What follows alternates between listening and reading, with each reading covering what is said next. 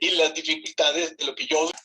Pero mientras, le decía lo siguiente. Vamos a iniciar ya con el tema de la relación contributiva.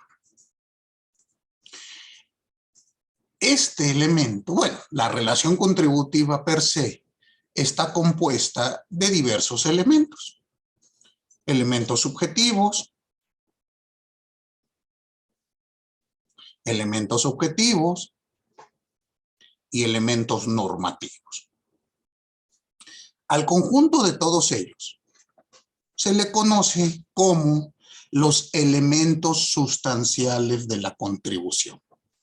Es decir, aquellos elementos que nos permiten señalar que existe una contribución. Si no se cumplen estos elementos, pues no hablaremos de contribuciones. ¿Queda claro? Entonces, lo primero que vamos a estudiar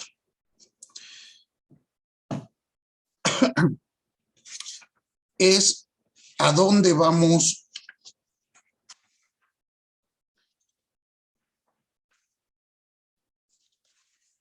a utilizar esta idea de contribución. Jurídicamente, ¿cuál va a ser el fenómeno que vamos a estudiar desde sus respectivos elementos? Y para ello, pues lo primero que hay que hacer, pues es ver que existen diversos tipos de contribuciones o especies, si gustan. El género es la contribución y existen diversos tipos de contribuciones. ¿Recuerdan ustedes en nuestro Código Fiscal Federal cuáles son los tipos de contribuciones que tenemos? ¿O no lo recuerdan? Y bueno, ya veremos qué les cuentan. ¿No se acuerdan? Código Fiscal de la Federación, ¿qué artículo nos dice los tipos de contribuciones? Comentarios, dudas, algo que esté terrible, oscuro. ¿Nadie? Algo que no esté nada claro, muy oscuro. ¿El artículo segundo? El segundo, a ver, ¿qué nos dice? Ah, no. Bueno, es que son mejoras, derechos, Exacto, es el artículo segundo, ¿no? ¿Sí, ese es el segundo? Que nos dice, son contribuciones las siguientes, fracción primera. La verdad es que a mí se me hizo muy poco tiempo. ¿Sí ya lo encontraron? Si hubiera dispuesto quizás una semana adicional, creo que si hubiera... Alguien, ayúdeme por favor dándole lectura y ven. Dice, artículo segundo.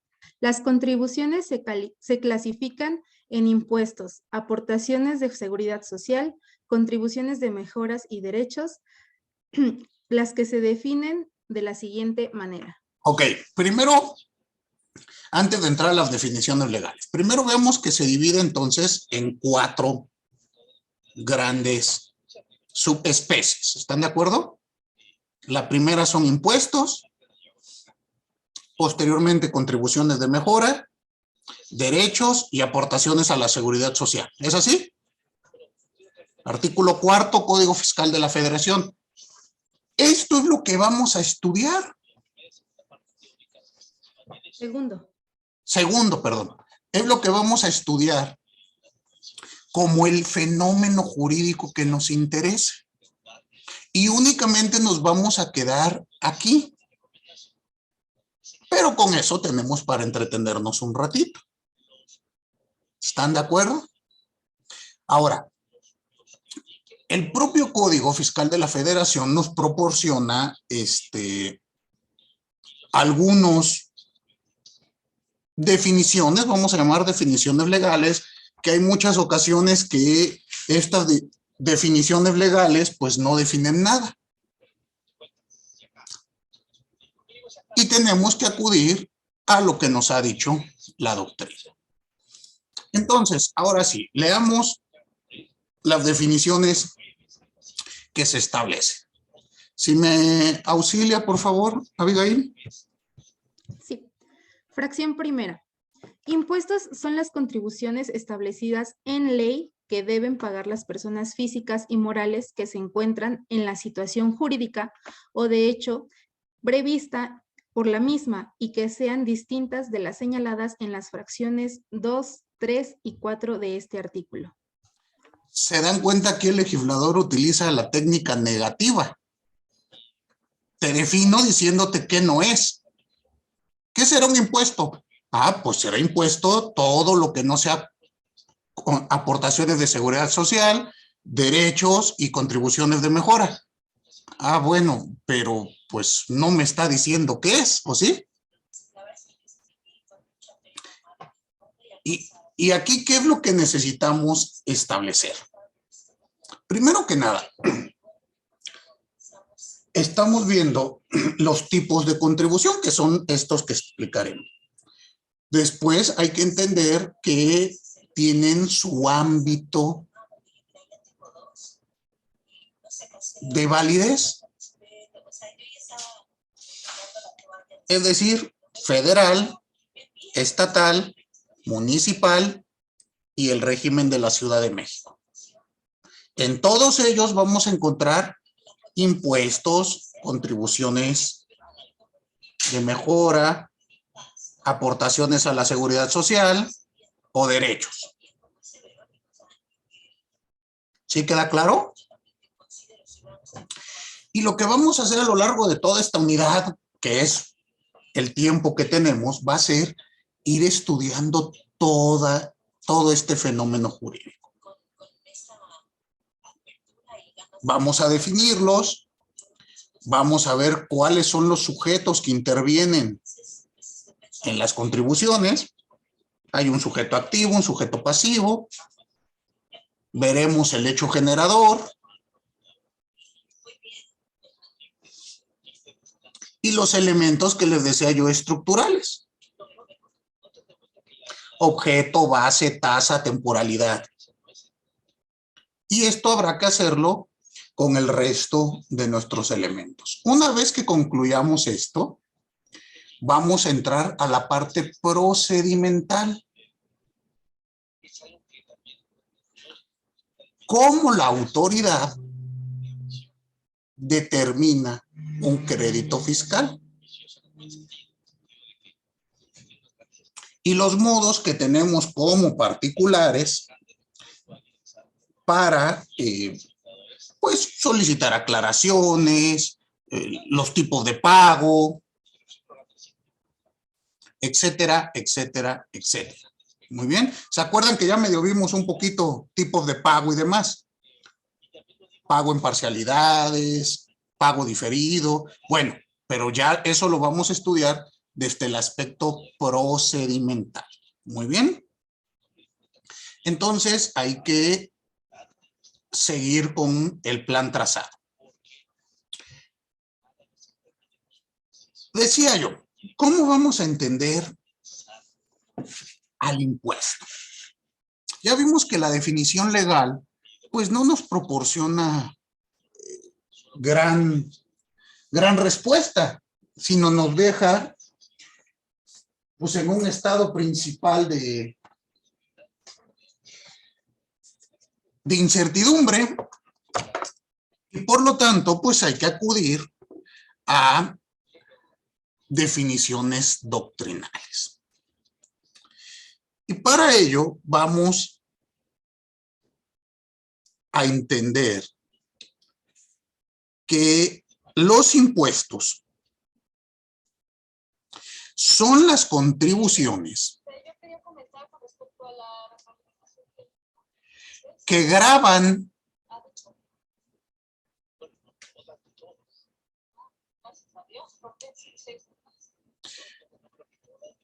cualquier manifestación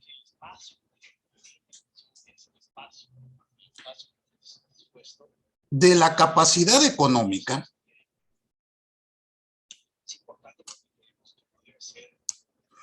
base de nota. Absoluta. Asignación de la rúbrica y Tomando como base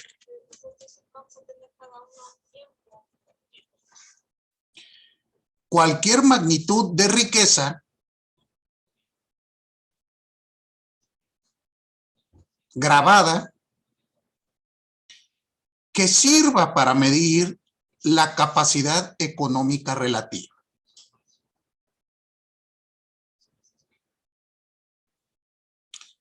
Esta definición es de la doctora Sonia Venegas Álvarez, gran fiscalista de nuestra universidad y que tiene muchas obras. Propiamente la que estoy consultando para darles esta definición es Derecho Fiscal, de editorial Oxford. Dime, Raúl. Por favor, ¿puede repetir lo último? ¿Sí? ¿Desde qué parte? Tomando como base cualquier riqueza. Tomando como base cualquier magnitud de riqueza grabada que sirva para medir la capacidad económica relativa. Gracias. De nada. ¿Qué nos quiere decir esta definición?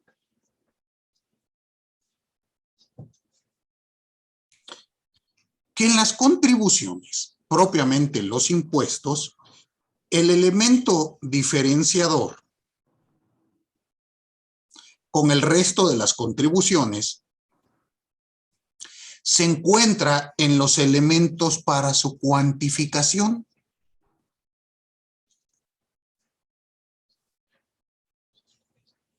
Pues mientras en los derechos y en las contribuciones de mejoras, la base tomada como referencia será el costo de la obra o el servicio proporcionado por el Estado.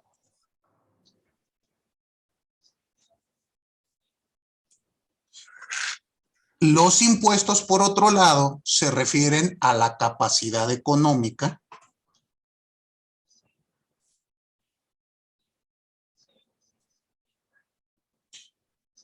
relativa del sujeto que contribuye.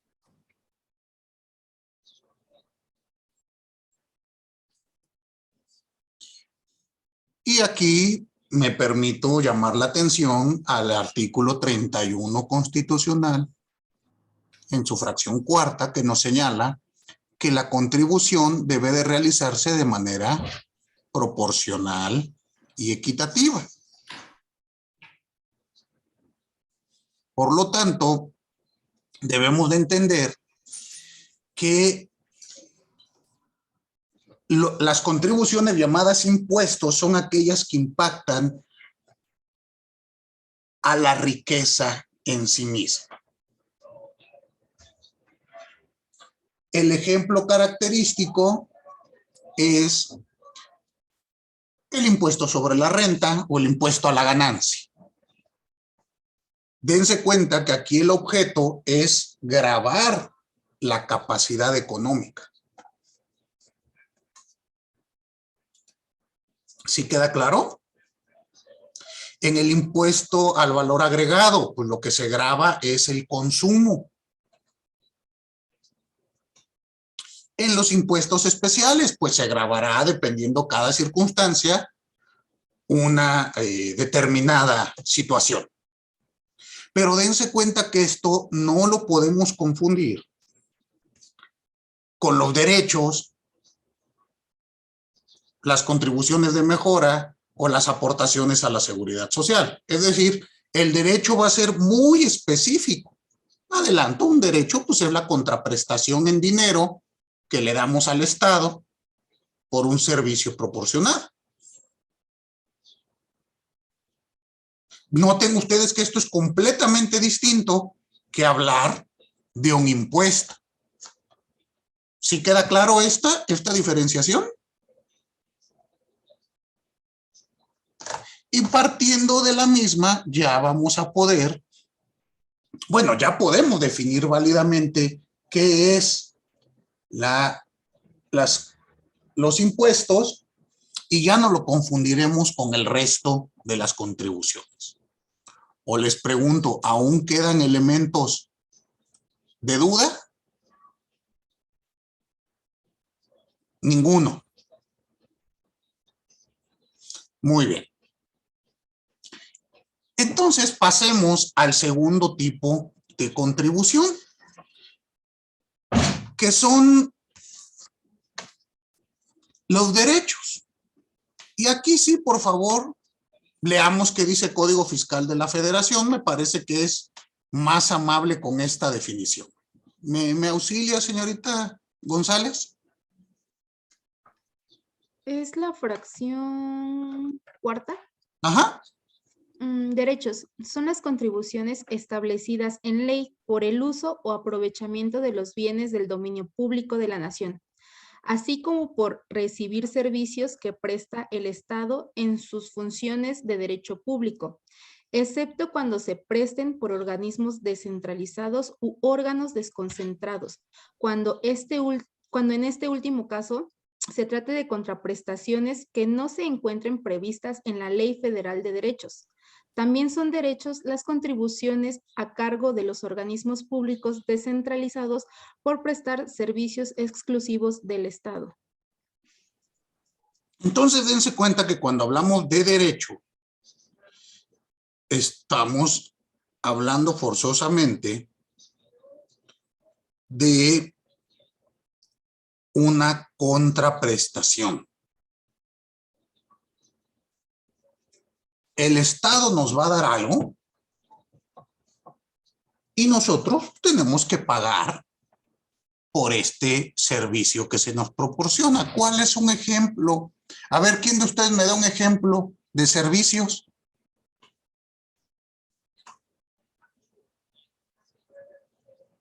¿O no pagan ustedes servicios? Sí, puede ser el suministro de agua, ¿no? El suministro de agua es principalmente, vamos a llamarlo así, el derecho por antonomasia. Pues el que siempre con él nos explican todo, ¿no? ¿En qué consiste? Iván, por favor, lo escucho. Pueden ser también los pagos que se hacen por las licencias para conducir y las tarjetas de circulación. Exactamente. O cuando nos expiden una copia certificada de nuestra acta de nacimiento. Todos ellos son, como acertadamente dice usted, servicios. Es decir, todos los días nos llega agua a nuestra casa, o eso es lo que deseamos, ¿no? No nos están cobrando el agua como tal, lo que nos cobran es el servicio, el gasto que acarrea traer esa agua potable a nuestros domicilios. Y se va a pagar de distintas formas. Por lo menos la regla general es que se paga de manera bimestral y de acuerdo al consumo que tenemos. Y aquí hay un factor que debemos de analizar en la Ciudad de México. Desde hace ya algunos años, ya va para 10, se ha establecido un modo distinto de cuantificar el cobro de los servicios de agua en la Ciudad de México.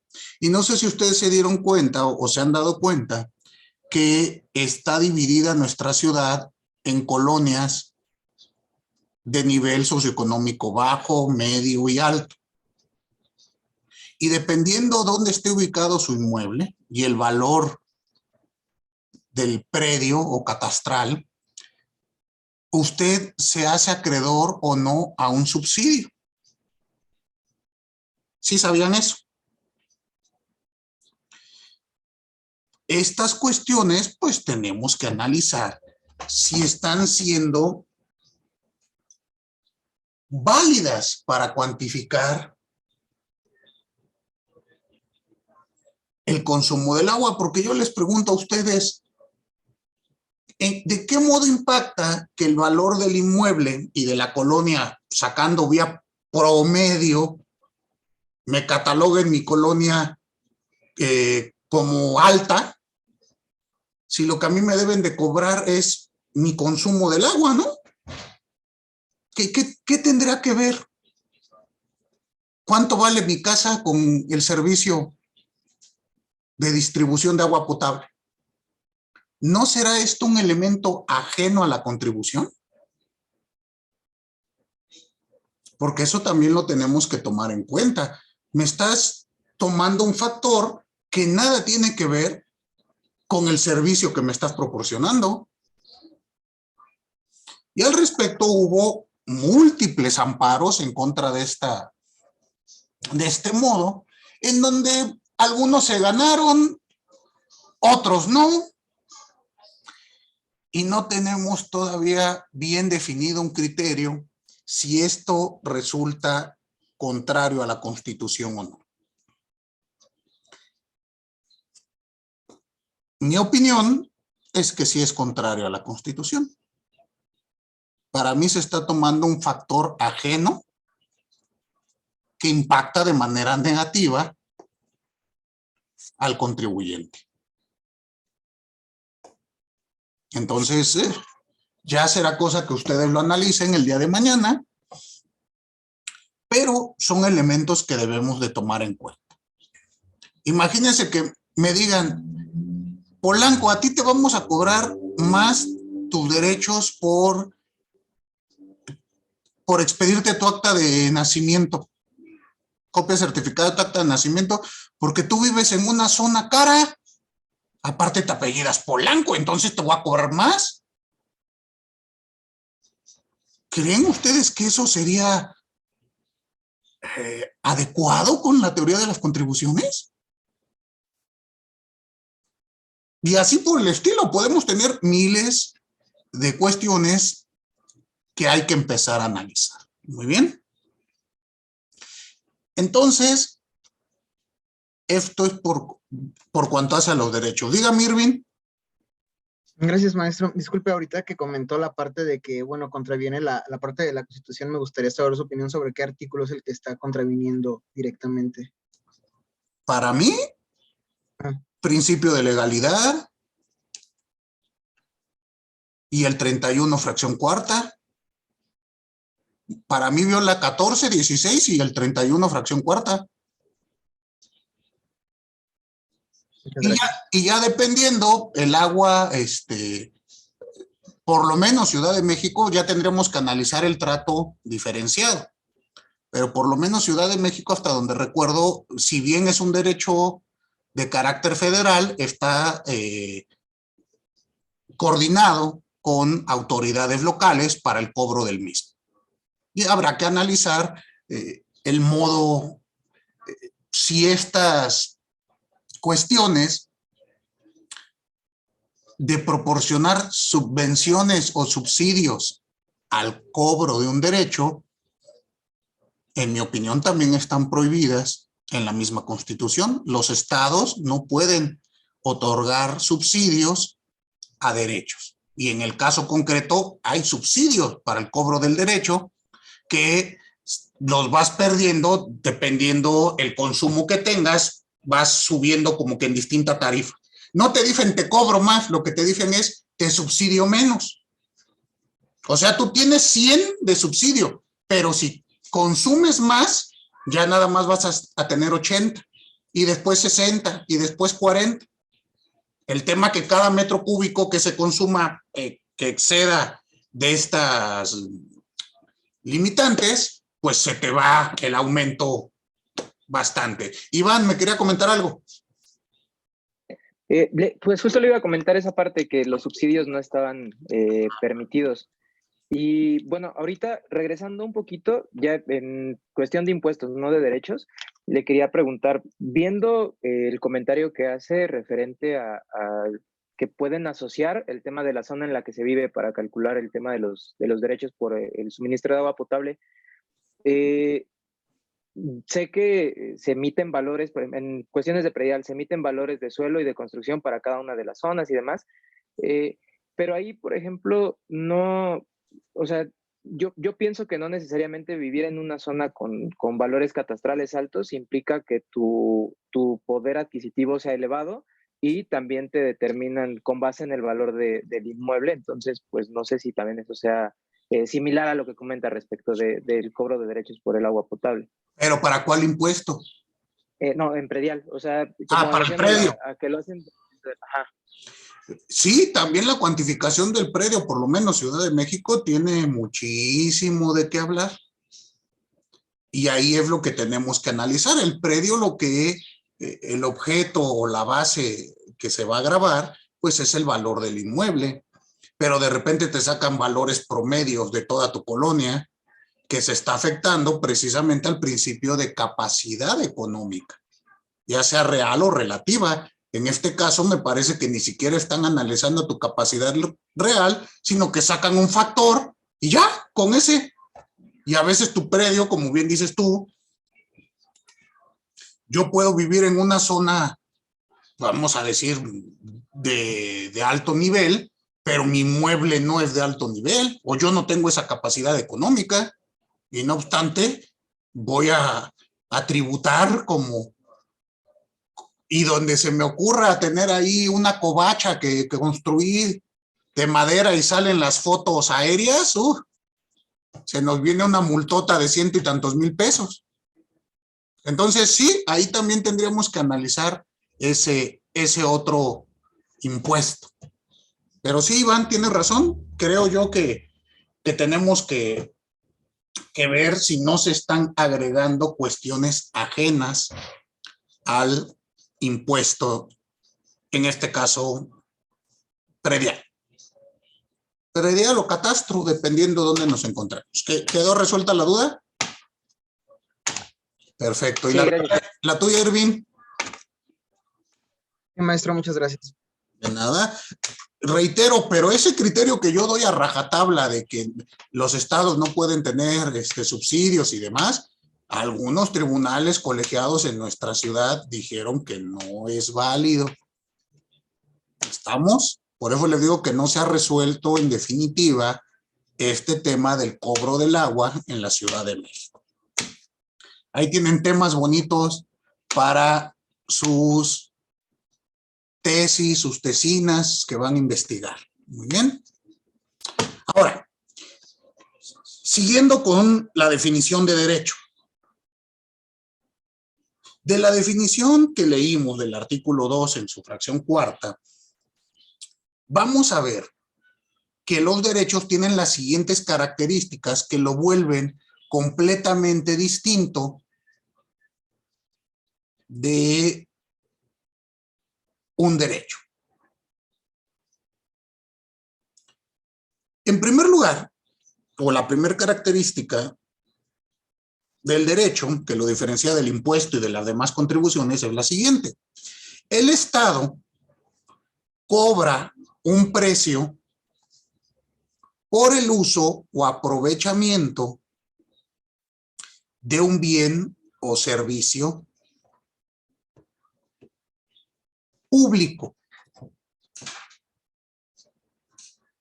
Siempre que ustedes escuchen derecho, inmediatamente tienen que pensar en que el Estado les va a proporcionar un servicio o un bien. Esto es completamente distinto de la contribución anteriormente estudiada. ¿Sí queda claro? Siguiente característica. El precio pagado por el ciudadano al Estado guarda relación directa con los beneficios derivados del bien o del servicio. Y aquí... ¿Puede repetir la última parte? Sí, que guarda relación directa con los beneficios derivados del bien o el servicio ofrecido. Es lo que les platicaba hace un rato. Si a mí me estás proporcionando el servicio de suministro de agua potable, pues el derecho que te tengo que pagar tiene que ver con este servicio y no debe de impactarse con cuestiones ajenas, como lo puede ser el valor del inmueble en el que vive. Muy bien. Y así ha habido muchos casos en donde se han decretado ilegal el pago de ciertos derechos. Piensen ustedes un caso. Es como el que le compartí de la jurisprudencia, maestro, el del DTA, el derecho de trámite aduanero, que fue a principios. Exactamente, va por ahí. Si quieres, recuérdale a tus compañeros en resumen el caso para que ellos todos nos ubiquemos. Eso ya lo compartió en el chat Irving, ¿se acuerdan o ya no se acuerdan? Bueno, pues básicamente es el derecho que se cobra por los servicios aduanales de comercio exterior en la aduana y está posicionado en la Ley Federal de Derechos en el artículo 49. Ahí se desglosan los diferentes montos por los cuales se realiza el cobro de este derecho, que va desde un monto fijo en importaciones y exportaciones, o para el caso específico de exportaciones es fijo el monto, y para el caso de importaciones va desde el punto el 008 al millar sobre el valor de la mercancía.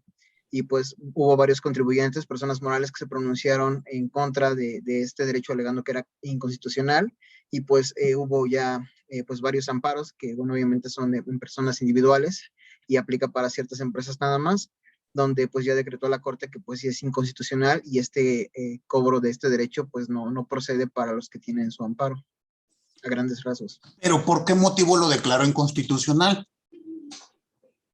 Bueno, aquí recuerdo que de igual manera nos comentó que yo lo apunté, espero que no recuerdo la razón exacta con sus palabras, pero...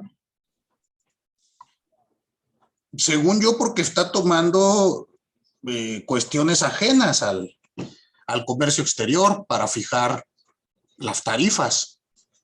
Sí, habíamos dicho que violaba el principio de proporcionalidad contributiva, y pues bueno, igual dijimos que era el principio a la no contrariedad. Si se dice algo no se puede contradecir, entonces igual al principio procesal había comentado, y de imparcialidad, que no es algo que realmente sea equitativo o parcial, tal cual lo cita la ley. Ok, entonces les digo, así vamos a tener muchos ejemplos. Hay otro caso, Ciudad de México, hace unos 10 años, se estableció en el Código de Procedimientos Civiles que si una persona desea o deseaba interponer un recurso de apelación,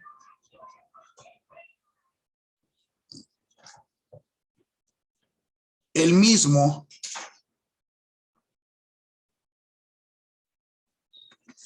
debía de pagar el derecho de las copias certificadas con las que se iba a tramitar el recurso. Así, si el expediente tenía 1000 páginas, pues tenía que adjuntar al escrito de presentación de la apelación un recibo por 1000 páginas. Voy a inventar, supongamos que la copia certificada esté a 10 pesos, pues tenía que exhibir un recibo de 10,000 pesos. Esto estuvo vigente casi 2 años y después fue decretado inconstitucional este pago de derechos, porque se estaba convirtiendo, o mejor dicho, eran costas prohibidas por la Constitución, porque me estás condicionando el pago de esos derechos para que me admitas la apelación, porque así lo decía, si tú no exhibes el pago de los derechos, no se te admitirá tu apelación. Y esto obviamente pues generó múltiples amparos y hoy por hoy ya no está vigente. sobre esta misma base, en el estado, en un estado del norte, no recuerdo si en Tamaulipas, se expidió en una ley de derechos local que si las víctimas de un procedimiento penal pedían actos de investigación, como lo pueden ser peritajes o demás, tenían que pagarlos. Porque si no, imagínense, ni modo que el Estado los tenga que andar protegiendo, pues, ¿dónde se ha visto eso? Y entonces, si tú querías una pericial, voy a inventar en psicología, pues tenías que pagarla tú, si no el psicólogo no la practicaba. Esto fue únicamente propuesta que por fortuna fue, vamos, la quitaron, no pasó, no entró en vigor. Pero dense cuenta que ahí estamos hablando igual del pago de un derecho que pudiese volverse inconstitucional por limitar el acceso a la impartición de justicia. ¿Sí queda claro? Y así tendremos muchos ejemplos. Muy bien. Siguiente característica que diferencia los derechos. El particular tiene la opción de adquirir o no el bien o el servicio. No estoy obligado, ¿sí? ¿Yo estoy obligado a tener una toma de agua potable aquí en mi casa? Como tal, no. ¿Estamos de acuerdo? Obvio. Pues no veo yo cómo podría vivir sin la toma de agua en mi domicilio. Pero yo la tengo que ir a solicitar. En esencia, se supone que yo tengo la facultad de adquirir o no. Esto es muy distinto a el resto de las contribuciones. Ahora que quede claro, si ya disfruté del servicio, estoy obligado a pagar. Eso no hay a dónde movernos. ¿Queda claro? Muy bien. Siguiente características. La contribución pagada debe de cubrir los gastos de funcionamiento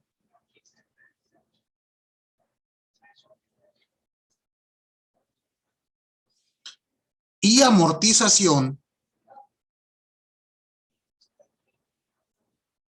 de los servicios recibidos con la finalidad de mejorar en el servicio y hacerlo óptimo. Esa es la finalidad, no tiene otra. Aquí no hay ganancia. ¿Sí queda claro esto? No se puede tener la idea que un derecho me va a generar ganancias, sino el precio que se pague debe de ser el que permita seguir disfrutando de ese servicio, obviamente con la idea de mejorar, y el costo del mismo. Muy bien, entonces esto, bueno, hay que analizarlo desde diversos aspectos. Y otra característica de los derechos es que ocasionalmente admiten criterios distributivos. Es decir, hay ocasiones que sí podemos proporcionar una tarifa distinta en este derecho para fomentar el desarrollo de comunidades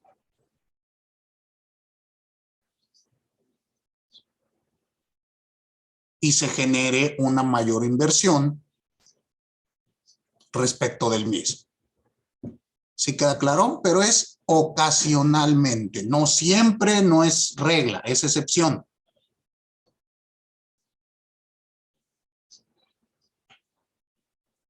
Muy bien. Con esto termina la explicación de los derechos. Dígame, Michelle. Maestro, yo tengo una duda, pero para el caso de los derechos, en el ejemplo de una licitación, cuando tú entras a una licitación y dentro de la licitación te dicen que el contrato que vas a firmar pues viene intrínseco, que vas a pagar derechos porque X autoridad te esté supervisando. Digo, yo lo veo por la forma de lo siguiente. Tú estás entrando a una licitación, ganas la licitación y de esa licitación te están supervisando el contrato. Pero vamos, aquí una característica dice que el particular tiene la opción de adquirir o no el servicio. Realmente yo no quiero que me supervisen. Más bien, la ley te menciona que me debes de supervisar y porque me debes de supervisar como una obligación por parte del Estado para que la contratista haga bien su trabajo, entonces yo tengo que pagar esos derechos. Y a lo que le pregunto es, ¿eso se podría considerar realmente como un derecho porque yo quiero adquirir el servicio? Porque yo no lo quiero adquirir, me obligan a adquirirlo. Ok, pero en este caso vamos a analizar dos cuestiones. Estoy de acuerdo, yo no lo quiero, me estás imponiendo, pero esta imposición no es arbitraria, sino surge, como bien dice usted, de la ley, de la materia, y tiene como finalidad que el servicio público final sea el óptimo. Aquí lo que hay que analizar es el costo de este servicio de supervisión y ver si es efectivamente relacionado. Bueno, el costo se impacta con el servicio que te dan. ¿Recuerdas tú de cuánto son estos derechos? Sí, estamos hablando de más o menos 100, 150 mil pesos por contrato. ¿Pero cada revisión? ¿O sí, cada año tienes que pagar, bueno, aquí la ley lo marca como derechos y aprovechamientos que se pagan porque una autoridad me supervise y me administre el contrato.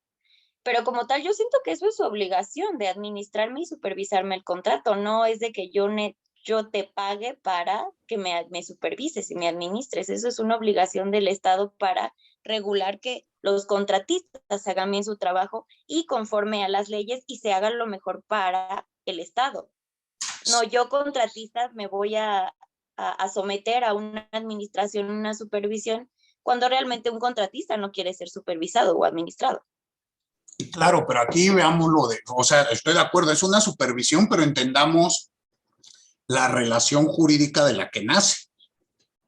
Cuando usted celebra un contrato de licitación, pues está sometiéndose para prestar o sustituye al Estado para prestarnos un servicio o construir una obra, depende, no sé, la naturaleza de la licitación.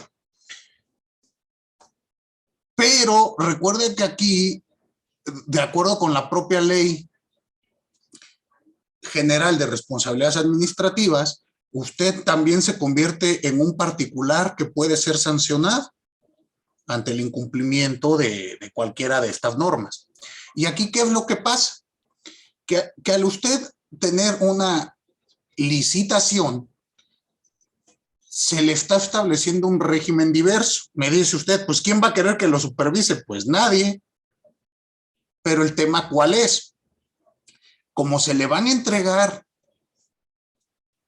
emolumentos públicos para realizar obra pública, pues sí debe de ser supervisado de acuerdo con esta ley. Antes no ocurría. Estos derechos de supervisión son relativamente nuevos y estoy hablando 20 años para acá. A mí se me hace excesivo. Bueno, tendríamos que analizar porque también creo que impacta mucho la licitación que usted está obteniendo, ¿no? Para ver si 150,000 pesos de derecho es o no desproporcional e inequitativo. Pero yo entiendo más el tema, Michelle, es que me dices, pues yo no quiero contratar ese servicio, ¿por qué tengo que pagarlo? Sí, sobre todo que es básicamente para que me aprueben ciertos programas que tengo que cumplir con las normas, pero esa aprobación viene de la autoridad y yo siento que es más bien va encaminado a lo que es su trabajo como tal de supervisión, no como una obligación que tenga yo de pagarle a la autoridad para que me supervise. Sí, me estoy entendiendo. Sí, sí, lo entiendo. Y a mí me parece que también tendremos que analizar si en específico, este pago, a mí me parece que no está cumpliendo con la finalidad de del propio derecho. Bueno, habrá que ver si eso es un derecho, porque a mí me parece más otra figura. No me parece que tenga naturaleza de un derecho, porque a usted no le están dando ni un servicio ni un bien. Entonces, está interesante, Sí. hay que analizarlo. Y aparte, La ley, dígame. ay, disculpe. La ley marca como, bueno, se lo voy a leer tal cual. Dice, pagar los derechos y aprovechamientos que se establezcan por la administración y supervisión de los contratos o la supervisión y vigilancia de las actividades realizadas al amparo de los mismos, que realicen la CNH y la CEA. Pero pues como tal, aquí, por ejemplo, para este contrato de licencia son 3 autoridades que me vigilan, la CRE, la CNH y la CEA. Y esos 3 yo tengo que pagar aprovechamientos porque me supervisen y porque me administren el mismo contrato. Sí hay diferentes materia. Uno regula una comercialización, otro regula la mejora del hidrocarburo y otro regula toda el área operativa y el área del medio ambiente. Sí hay diferentes materias, pero lo que voy es lo mismo. O sea, me estás cobrando por administrar y supervisar un contrato que es de tu obligación supervisar, no solo a mí, sino a todos en general, de que se cumplan las normas. Pero estoy escuchando que no le da el carácter de derecho, le da carácter de aprovechamiento, ¿no?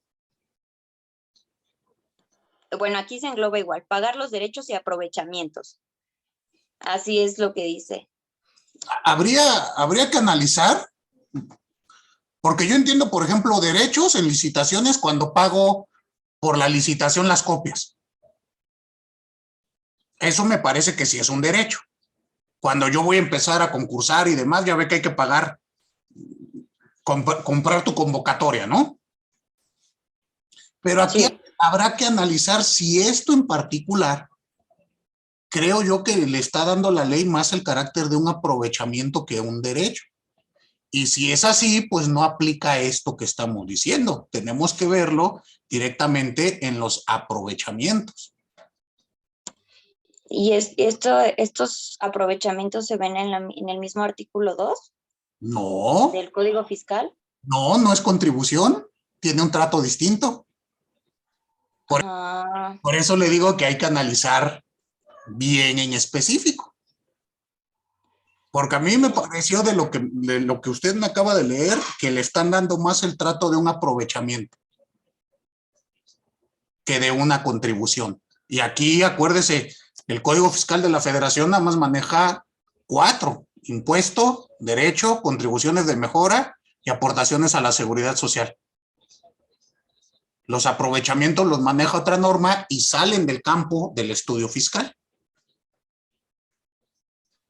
entonces, ¿qué sería, si salen de la normativa fiscal, un aprovechamiento, cómo sería tratado? Hay que analizarlo, o sea, pertenece a las finanzas públicas, Mm. o sea, tiene que ver con el dinero y el dinero público, pero tiene un carácter distinto. No hay una relación contributiva como tal.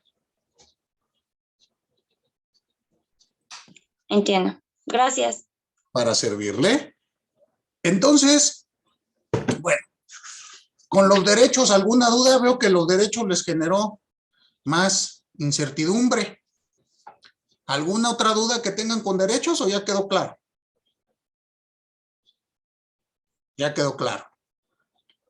Abigail, ¿quería comentar algo?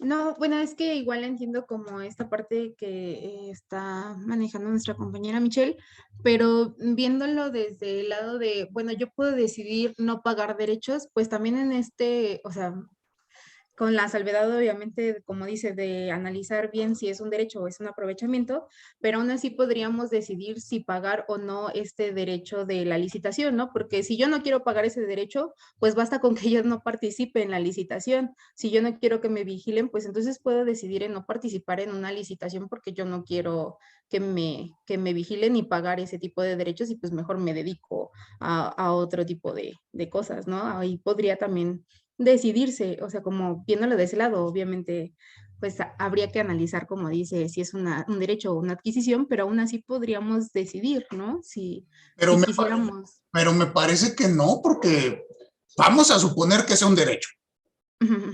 Y cuando usted me dice, bueno, es que llegas aquí, tienes que pagar esto. Oye, pero yo no lo estoy pidiendo, yo no me permite decidir. Ah, pues entonces no participes.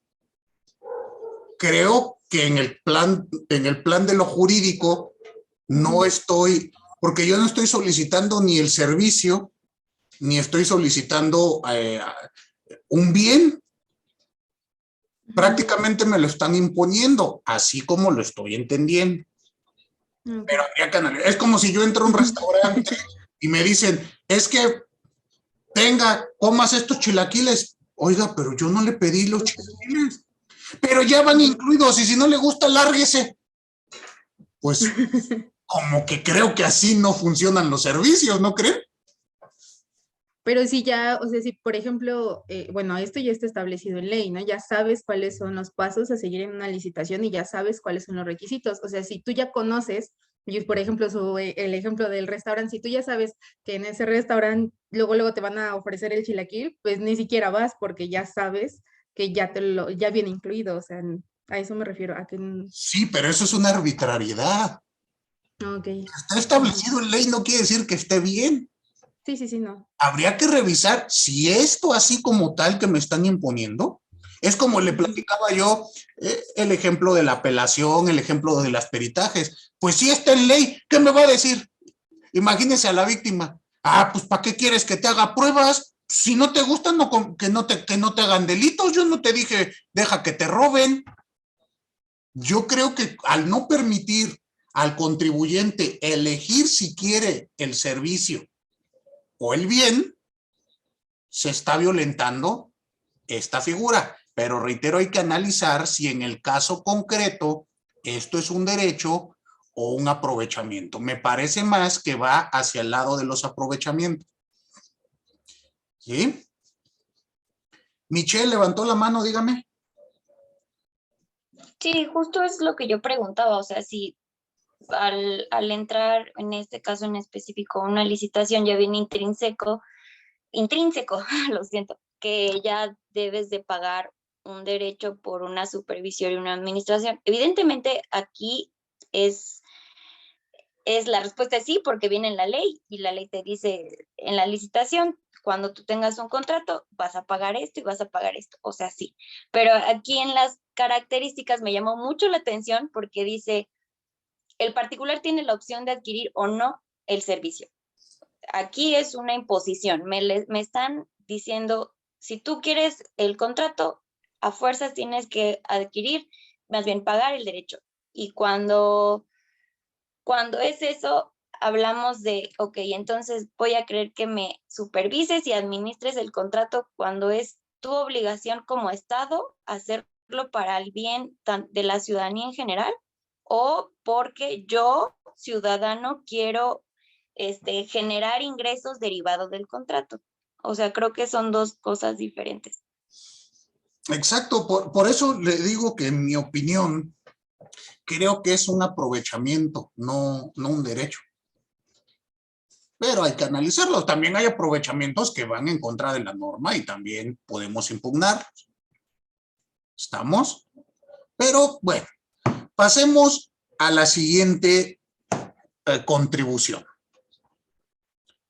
¿Cuál es la que sigue? Las contribuciones de mejora. ¿Quién me ayuda dándole lectura a la fracción 3 del artículo 2, Código Fiscal de la Federación?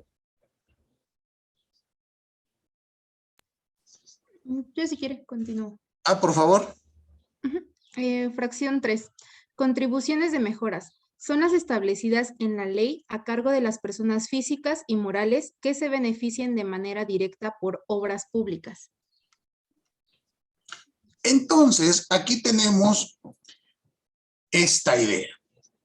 Las mejoras. Cuando el Estado realiza obra pública, pues vamos a tener normalmente beneficios para nuestro nivel de vida y obviamente plusvalía para nuestro hogar. ¿Están de acuerdo con ello? Y al respecto, pues hay que pagar por esta circunstancia. ¿Cómo las debemos de entender? Vamos a entender que son contribuciones que gravan la utilidad de una obra realizada por el Estado, ya sea de manera directa o indirectamente, como lo pueden ser con licitaciones. Con base en el beneficio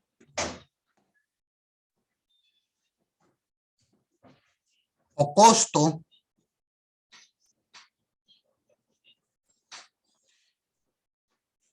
derivado de tal obra para cada ciudadano.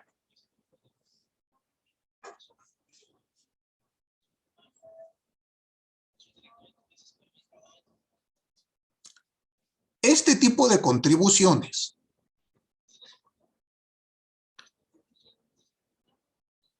se pagan normalmente junto con el impuesto predial.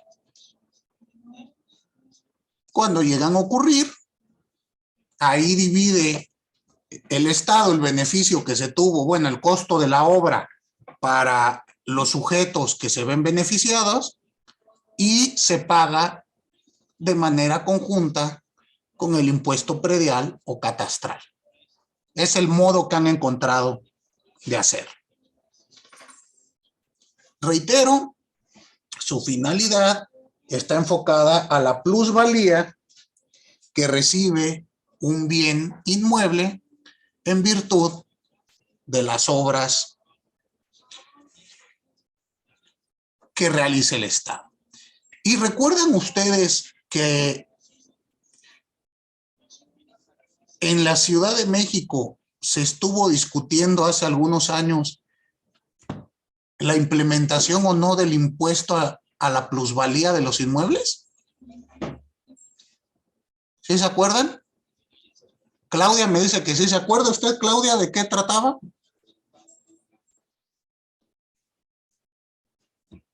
Pues no más o menos, o sea, recuerdo que tenía, o sea, que tuvo muy en boga la noticia en redes y así, pero la verdad es que no, para ser honesta, no muy bien así la materia.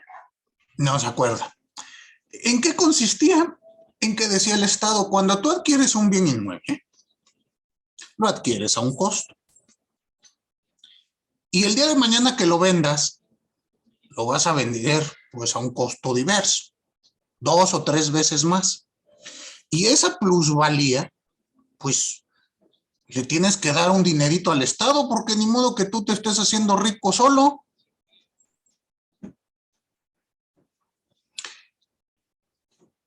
Este impuesto, así como yo lo he platicado, pues tenía varias cosas preocupantes. Primero, gravaba dos veces la plusvalía del inmueble, ¿no creen? Porque si yo ya pagué contribuciones de mejora, ¿por qué tengo que pagarte después cuando yo venda mi inmueble? Y eso siempre y cuando hayas tú realizado alguna contribución de mejora. 2, ese supuesto plusvalía que tenía el inmueble que yo compré en 800 y vendo en 1600, pues ¿qué no ya lo estoy pagando cuando pago mi impuesto sobre la renta? Y así tenemos que no se concretizó este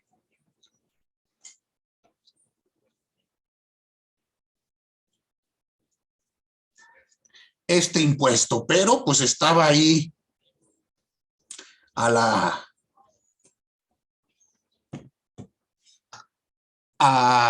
rondando para hacerlo valer. Y acuérdense que esas cosas se quedan ahí, están en el tintero. Al rato a lo mejor lo vuelven a intentar pasar de alguna u otro modo. Y reitero, nosotros tenemos que analizar y estudiar hacia dónde vamos a mover esta circunstancia. No puede permitirse que el Estado grave de manera desmedida cualquier circunstancia que considere válida. ¿Queda claro? Debe de tener límites. Ahora, veamos ya la última contribución. ¿Cuál es la que nos falta? Las aportaciones a la seguridad social.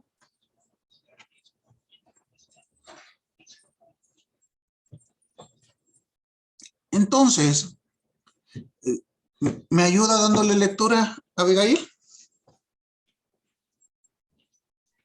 Sí. Fracción segunda. Aportaciones de seguridad social son las contribuciones establecidas en la ley a cargo de personas que son sustituidas por el Estado en el cumplimiento de obligaciones fijadas por la ley en materia de seguridad social, o a las personas que se beneficien en forma especial por servicios de seguridad social proporcionados por el mismo Estado. Aquí tenemos un tipo de contribuciones muy, muy interesante y muy característico de nuestro sistema. Estas surgen a partir de la Constitución del 17 y son los llamados derechos de tercera generación, si gustan con la vieja clasificación, derechos humanos de tercera generación, o pues estos derechos humanos o derechos sociales.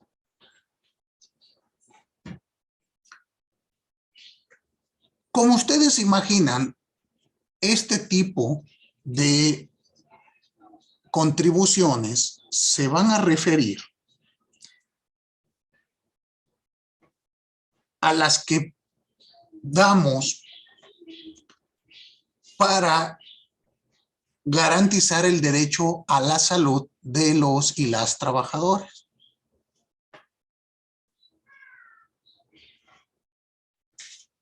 En un primer lugar, ustedes saben que tenemos un Instituto Mexicano del Seguro Social y, por regla general, un instituto, el ISSSTE, apartado A y apartado B.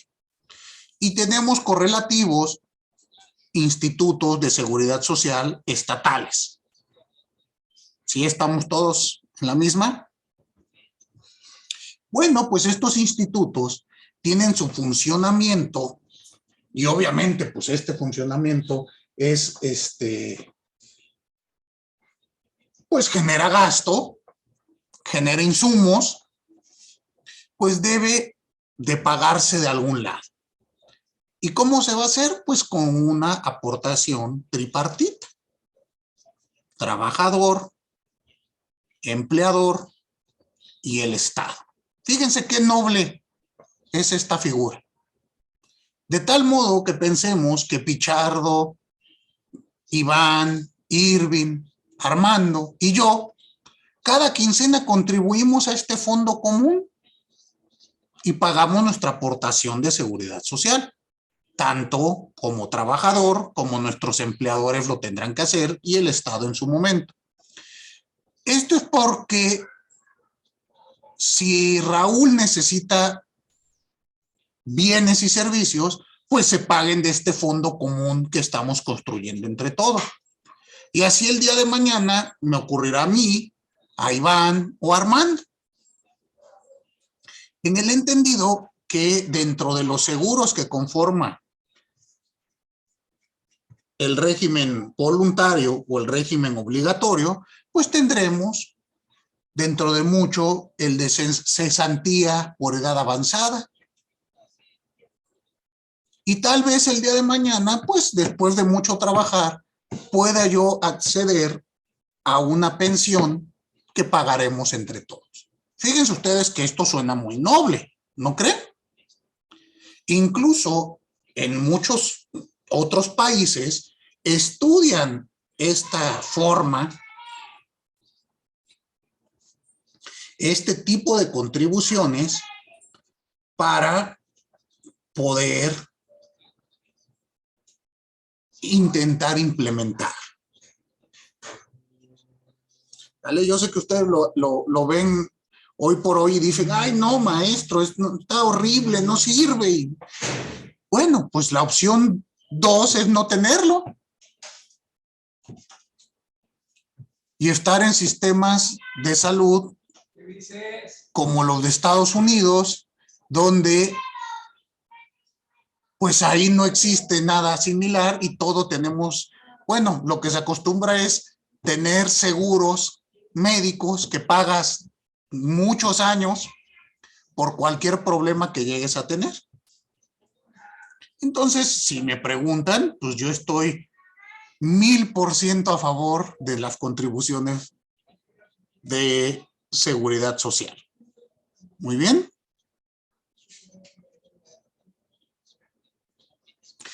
¿Dudas hasta aquí?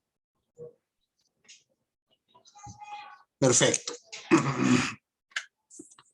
Veamos entonces cuáles son las características de toda contribución. De estas 4 que acabamos de ver, van a tener las siguientes características. En primer lugar, la obligatoriedad.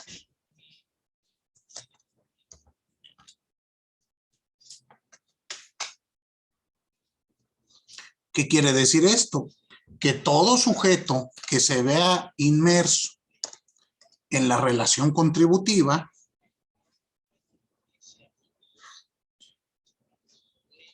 tiene que pagar.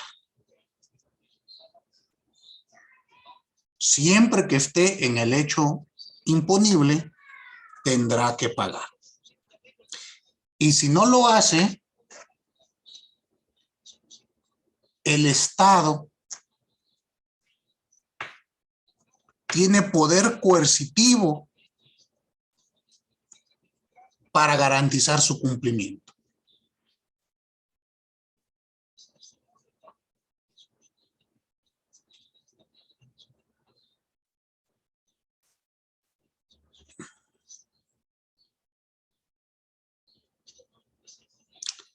Siguiente característica, la singularidad.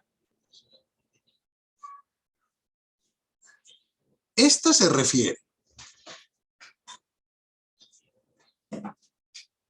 a que la contribución va a afectar un determinado hecho imponible. De tal modo que no puedo contribuir 2 veces por el mismo hecho. Está prohibido. Incluso ustedes deben de saber que hay tratados para evitar la doble tributación. No obstante, veremos que en el plano local, pues hay ocasiones que parece que estamos tributando doble. Hay que analizarlo. Muy bien.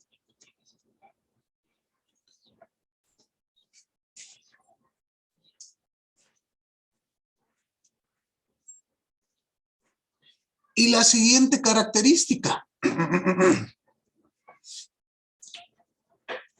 Todo impuesto va a tener un destino.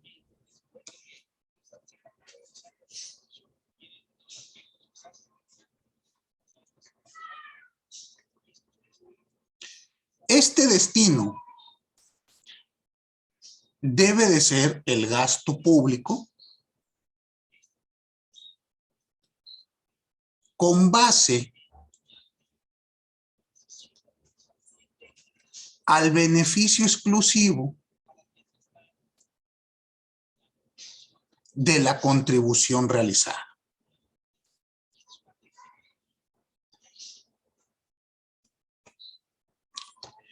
¿Y esto qué quiere decir? Pues como veíamos, en el caso de los servicios, pues que lo que yo pague sirva para que se siga proporcionando el servicio.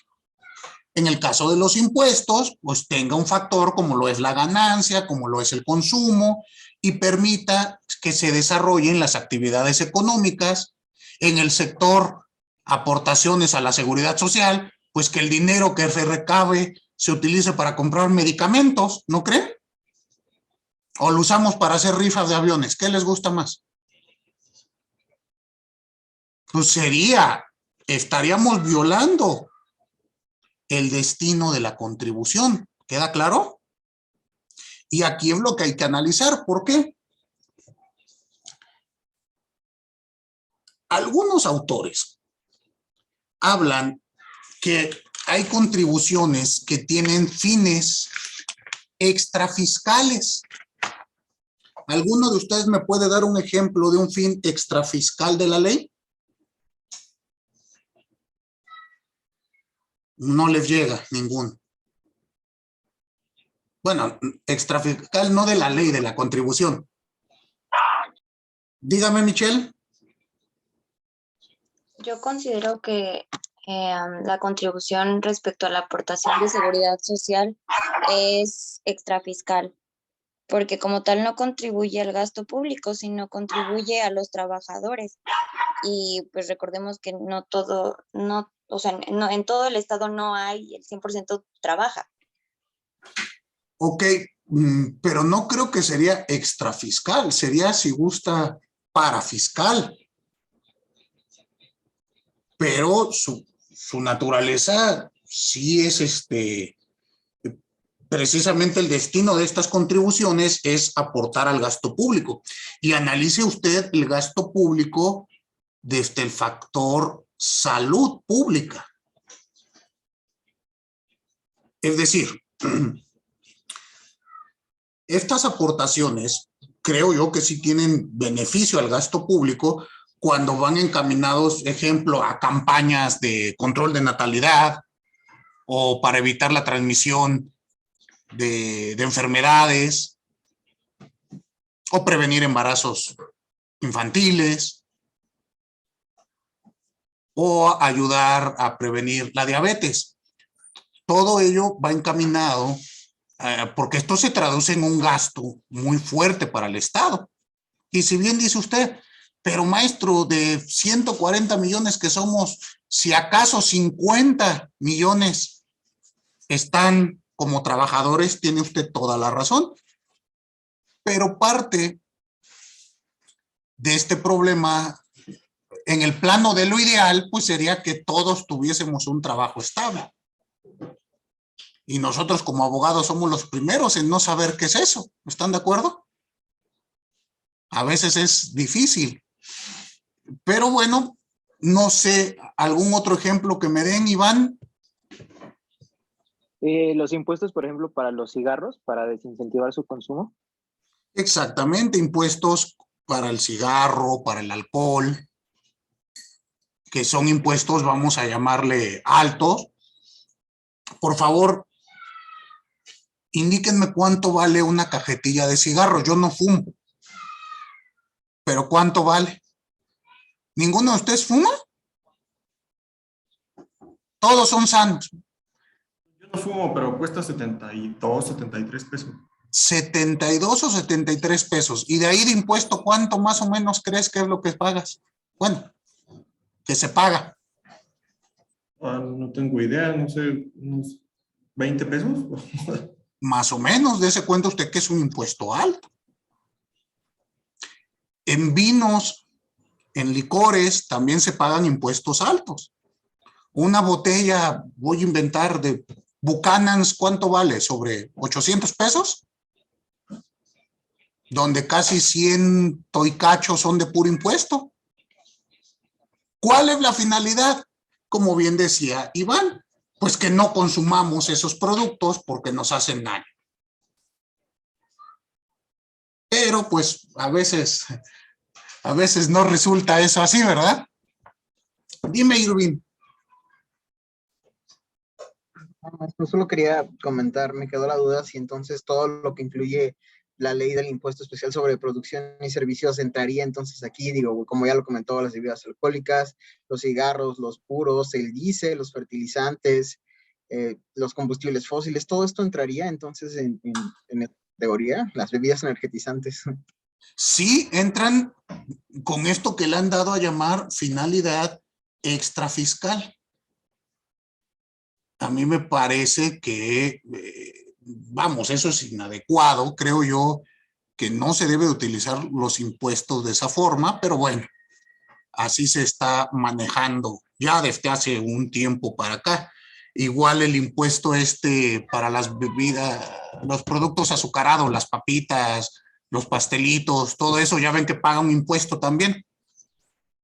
Habrá que ver, no sé, tal vez estoy yo en un error y esto de aquí a 20 años nos va a traer mayores beneficios en el plano de salud pública que en el plano recaudación, pero yo veo más que se hace una recaudación desmedida y que no se está cumpliendo con lo que marca la norma. Pero bueno, hay que analizar. Kevin, dígame. Profesor, igual entran los impuestos ambientales dentro de este tema extrafiscal. También. Dame un ejemplo de cuál. No sé, alguna multinacional que se dedica a la producción de algún bien o servicio que perjudique a la ecología, bueno, al medio ambiente o algún tema por el estilo. Exacto. Ahí entra este supuesto. Y como ello, repito, habrá que revisar cada uno de los impuestos y ver esta finalidad. Pero en esencia, en rigor, cada uno de ellos debe de estar basado en un aspecto que tenga que ver con el impuesto mismo, con el hecho imponible. Si no, pues estamos en presencia de estas cuestiones extrafiscales. ¿Queda claro? Perfecto. Se ha terminado el tiempo de nuestra clase el día de hoy. Les recuerdo que el miércoles se aplica el examen con la misma dinámica que la vez anterior. ¿Estamos? Les envío el enlace, ustedes tienen el tiempo para contestarlo y pues cualquier cosa, ahí estoy. No es necesario conectarse al Zoom y ya de ahí ustedes mandan su examen con todas las reglas como la vez pasada. ¿Queda claro? Perfecto. Bueno, pues muy buenas tardes a todos y a todas. Nos vemos por acá el día de su examen. Hasta luego. Hasta luego. Luego. Nos vemos.